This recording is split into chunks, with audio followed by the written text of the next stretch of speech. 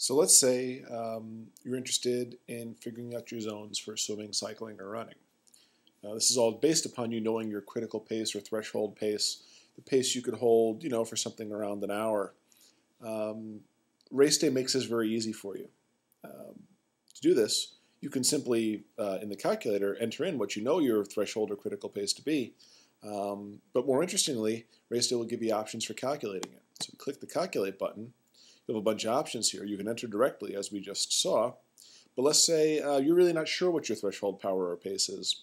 So what you could do is click on this where it says Estimate from a recent race result.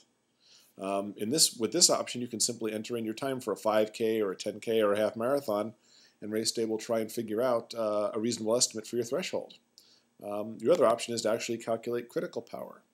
And we mean this in the sense of critical power as a scientific term, thereby somewhat approximating threshold.